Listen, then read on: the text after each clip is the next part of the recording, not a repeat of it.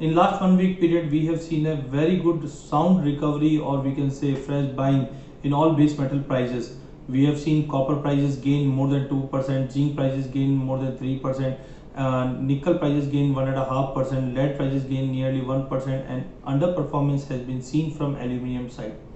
Coming on copper first, we have already seen prices breach the 440 level, 450 level last week, and from there supply concern has been reported, and some we can say union concerns were there from Chile side. Because of that, prices has gained. There has been a rise in the COVID cases in Chile, as we know that 30% of copper has been supplied from Chile only. On that account, we have seen a sharp rally in copper prices to the tune of 510.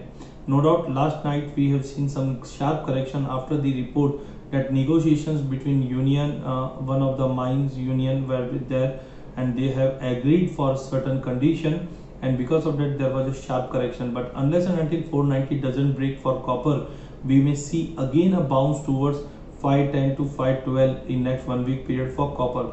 Coming on zinc, after a strong resistance has been breached this week at 165, prices has really rallied to the level of 174, 175.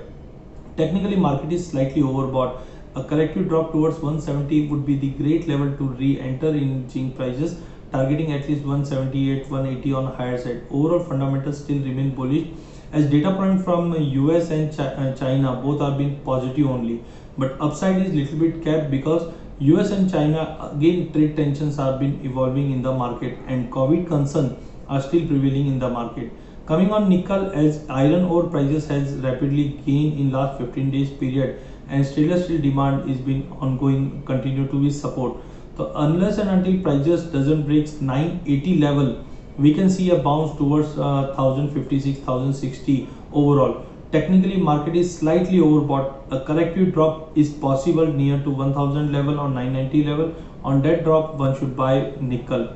Coming on lead prices, we have already seen a strong recovery in lead prices, as industries started reopening in China and US. As of now, we expect prices holding above 142 can give us a target of 156 also, but it could take a next 1 month period. Coming on aluminium, last week we have seen an underperformance as compared to any other base metal in this complex. Technically, market is holding very well below 140 level mark. Unless and until 140 doesn't break, prices can see a sharp drop towards 135 level. That could be a fair price to buy aluminium for a target of 140 to 142 level on higher side. In last 1 week period, we have seen energy market has moved in a very rapid way. We have seen crude oil prices in last 1 week period gain by 3%, but many times failed to cross 3100 level mark. Similarly, natural gas prices was more volatile. We have seen market move towards 140 level, but again prices decreased from that level to almost testing 130 level. Coming on crude oil prices, we have already seen OPEC, non-OPEC meet has came out with a reduction in whatever the production they have cut it down in last meet. So overall, we expect from August onwards, there will be ample of supply that could create pressure on crude oil prices. Also, again, lockdown has been observed in US, in California. That is a signal that COVID-19 concerns is still prevailing in the market that can impact energy demand. US and China tensions are there. That is also again a negative part for crude oil. Only supportive part is the data point. When we compare any data from month on month from China and US, it's shown a very good rapid increase. Because of that, some support has been observed in crude oil prices. In international also, $40 mark for WTI is going to be a very strong support. Once we breach that level, a drop toward 36, 35 is possible. Else, prices is going to be traded in a very narrow range of $40 to $43 on WTI. Whereas on MCX, unless and until 3150 doesn't break, we may see a sharp drop towards 2900 as an immediate support, and below that could possible 2640 also. A break of 3150 means there will be another strong news that can drag the prices towards 3300 also, but probability is hardly 10%. So stay sideways to negative for crude oil unless and until 3150 doesn't break and hold. Coming on natural gas prices, we have already seen some companies has been filed a bankruptcy. Because of that, a sharp rally has been observed in last 15 days period. Overall, we are bullish for natural gas, as one side many companies are filing bankruptcy, and also season is about to start. and consumption is going to strong this year as looking to the weather condition. No doubt, unless and until $2 in international doesn't break, prices are expected to trade in a wide range of $1.5 to $2 only.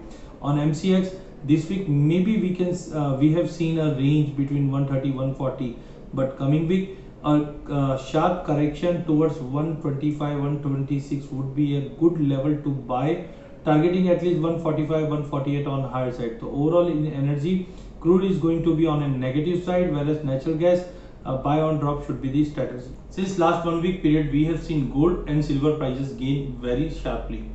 In fact, silver has gained more than 3.5%, whereas gold has multiple of time got some cap, and despite that prices has gained by 0.5%. In international, we have already breached 1800 level mark, whereas on MCX we have breached 49,000 level mark.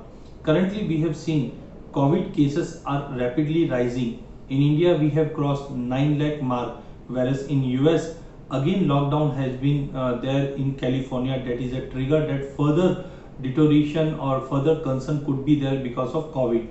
Overall economy is now recovering, data points are quite good. Dollar index is expected to see support at 96. That could see some profit booking on gold, because technically market is slightly overbought. The rally what we have seen in last 1 year, it has been around 40% gain in gold, or since January we talk, it's around 25% gain.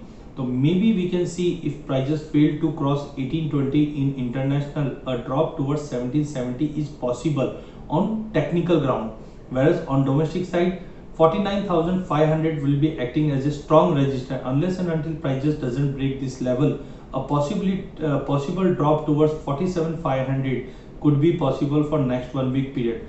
But please eye on this COVID concern and US China tension, because these two things could be supportive for gold. Coming on silver, in last 1 week period we have seen prices gain more than 3.5%, tracking the gains from base metal prices. Because of supply concern, gold and silver and base metal both rallied very sharply. Technically also $19 was the important resistance that has been breached in international market, and we have seen prices moving towards 1950. Now a psychological level of $20 is in front of us. Unless and until $20 doesn't break, maybe some profit booking to the tune of 18-1820 could possible in international. Whereas on domestic side, unless and until 53,500 or let's say 54,000 doesn't break, prices can see some retracement or some pullback to the tune of 49,000 in next 1 week period. Looking to the other factors, we expect market is going to be more volatile as compared to what we have seen in last couple of weeks. So be cautious and trade safely. Overall, a long-term perspective for bullion is going to be strong and bullish, but for next 1 week period, stay cautious. Maybe we can see some good profit booking in next 1 week period.